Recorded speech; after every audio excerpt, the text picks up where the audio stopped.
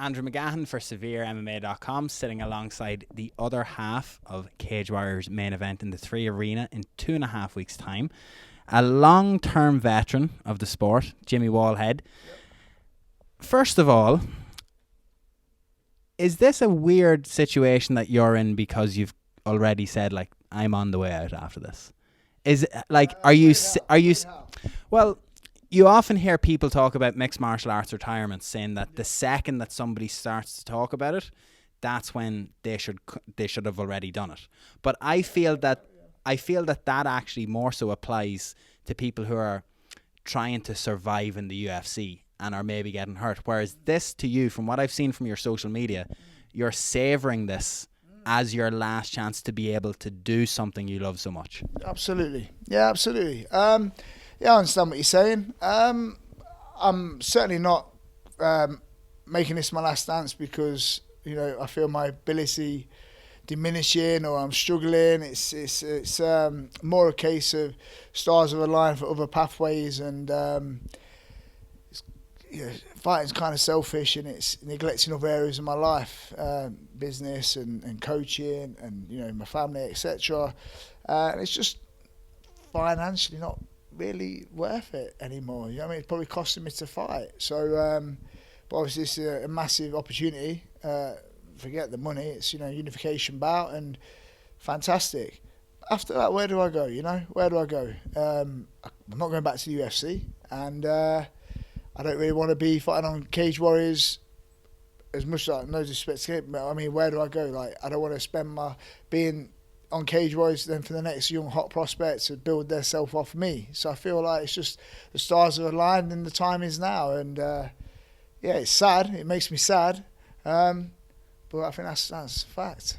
I think that because of the amount of time that I've been doing this or doing interviews, maybe not as much anywhere in the last couple of years regardless, I've seen a certain amount of generation of people come and go. The majority of trailblazing Irish MMA fighters that I would have come up alongside as early pros, the majority are now all successful gym owners.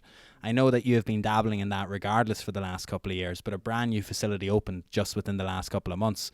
Like, is that's what's strong? Like, I know from someone who coaches martial arts, I understand the lucrative nature of having a good gym, because that can set you for the rest of your life. Yeah, I mean, yeah, of course, yeah, absolutely. And you know, my business partners, my friends.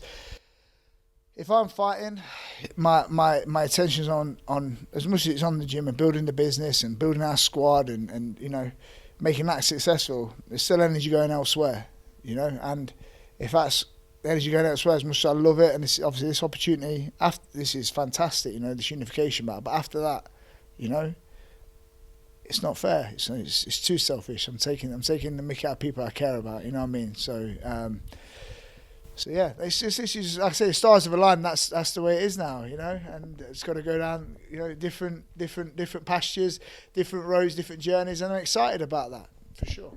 So not to overplay it as a thing too much then, but you're putting a lot of emphasis on the fact that unification bout. But what I also am hearing, or hope that I'm hearing, is that like this crowd has been very revered and this arena has been very revered over the last couple of years, particularly from someone who's had such a storied career. Obviously you've fought in front of huge crowds before.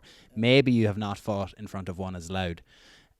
This has gotten so many people talking over the last couple of years that promotions are like, we just need to get into that venue so we can have the shot, have the sound of the crowd erupting. For you to finish your career in an environment like that, is this a motivating factor too? Absolutely. So no corny bullshit. Genuine truth. Spoke to Brett about this on the way out and spoke about it in the interview earlier.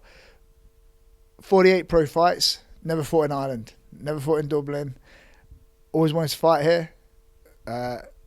Always wanted to come here for one, and always wanted to fight here because, you know, the crowd in this arena are revered. It's you know, you hear about it. I've had a lot of friends who have fought it and say how good it is and stuff. So it's generally been a bucket list venue, place to fight in my career. So yeah, it's just, again, stars have aligned, isn't it? So I'm going to go out somewhere I've always wanted to fight, get to feel that crowd, get to experience this venue, and yeah, just perfect, really.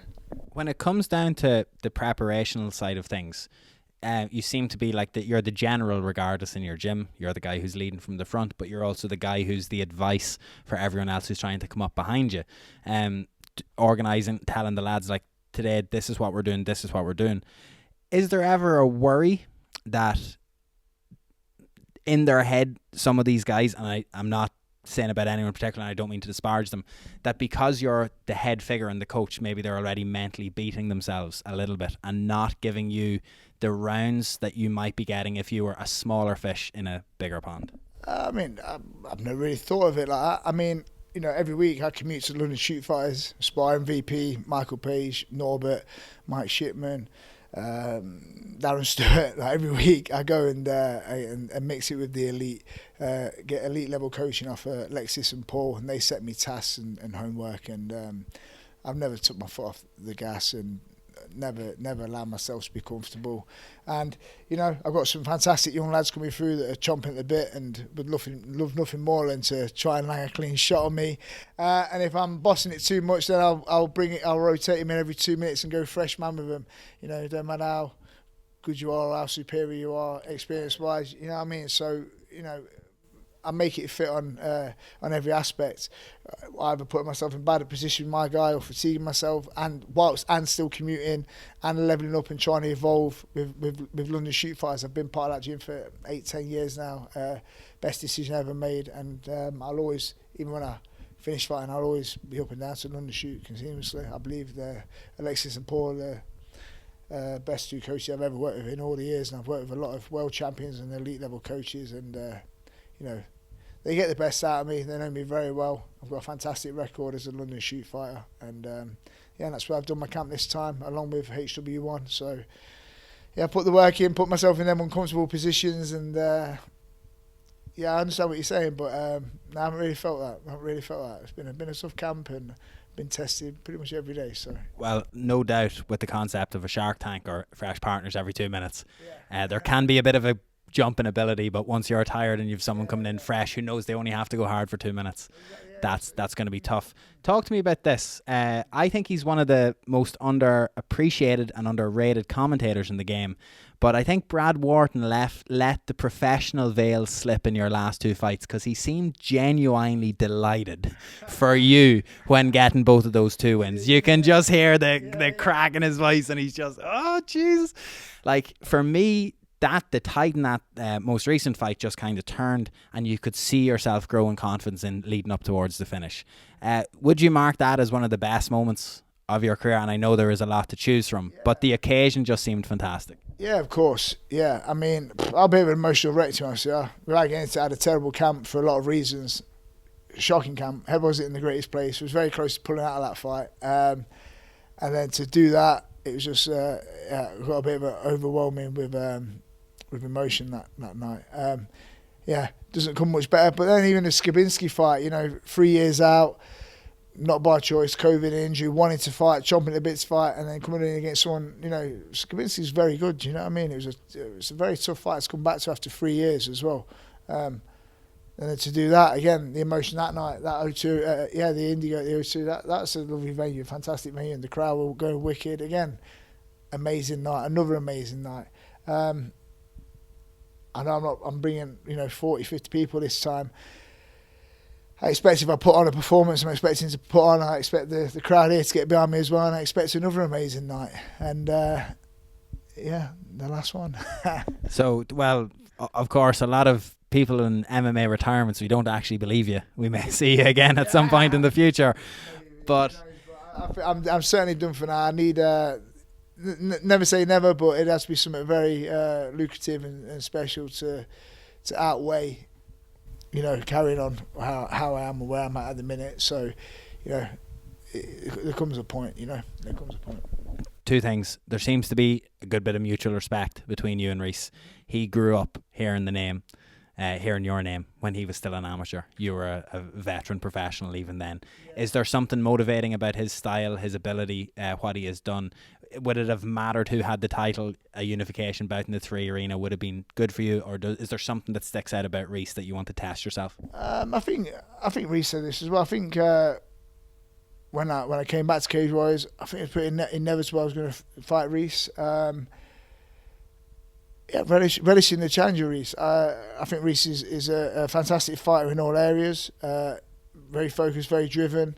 He's got his mind on where he wants to go. So that buzzes me, to be honest with you, because I know he's coming in prepared and it's going to be the best him. He's a game day fighter. I don't think he's absolutely fantastic in any range, but he's certainly super tough and a game day fighter. And I know he's going to bring out the best in me. He's certainly brought out the best in me in this training camp. And I know we're going to bounce off each other really well in that cage. And it should be a barnstorm. I think the crowd should love it. I think the first round will be one of the most anticipated first rounds domestically in Irish MMA or fights that happen in the country this year. Hands down, I think it's going to deliver. Is that what you see? Is that the outcome that you see? Are you prepared for 5 rounds, or do you think that this could be a short night for either guy? Potentially. Now you said that first round's going to be a snooze fest, like you've jinxed it. You know what I mean? You just jinxed it. I don't know. We both got the ability to finish fights quick.